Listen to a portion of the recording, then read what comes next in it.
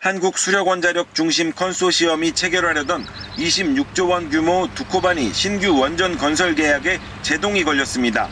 체코 법원은 한수원과 수주 경쟁을 벌였던 프랑스 전력공사 EDF의 계약 금지 가처분 신청을 받아들였습니다. 오늘로 예정됐던 본계약 체결식 하루 전이었습니다. 법원은 계약이 체결되면 EDF가 법원에서 유리한 판결을 받아도 공공계약을 따낼 기회를 잃게 된다고 설명했습니다.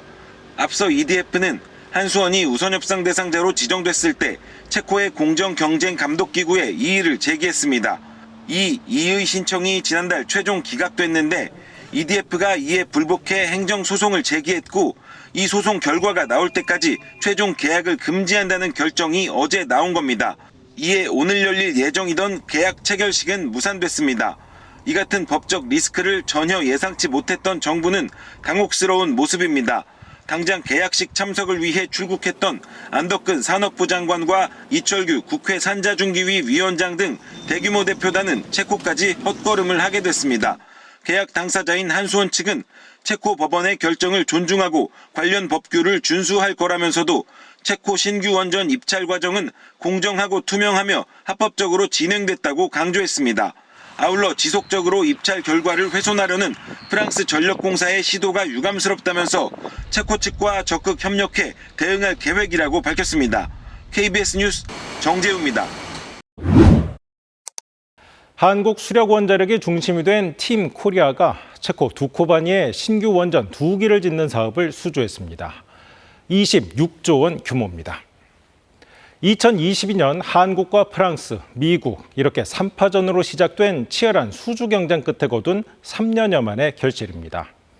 우리 기업의 원전 수출은 2009년 아랍에미리트의 바라카 원전 이후 16년 만입니다. 또 유럽 시장에선 처음으로 원전 수출에 지평을 넓혔다는 평가가 나옵니다.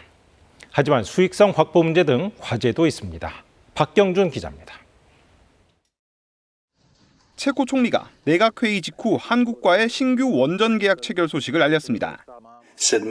května bude podepsána smlouva s KHNP, která je tedy dodavatelem nových jaderných bloků. 최종 수주는 우선 협상자로 선정된 지 9개월여 만에 예상보다 늦게 확정됐는데 이유 중 하나가 체코 측이 요구한 현지화율입니다. 체코 기업의 사업 참여율을 통상적인 수준보다 높은 60%를 보장해달라는 겁니다. 그게 반드시 조건은 아니고 최대한 그걸 맞추려고 하고 있지만 지난 1월 2년 넘게 이어온 지식재산권 분쟁을 매듭짓고 제3국 진출에 협력하기로 한 미국 웨스팅하우스와의 관계도 걸림돌입니다. 협의 조건은 비공개지만 일감이나 로열티를 주기로 했다면 수익성에 직격탄입니다. 26조 원 규모, 이번 사업 수익성에 대한 우려도 나옵니다.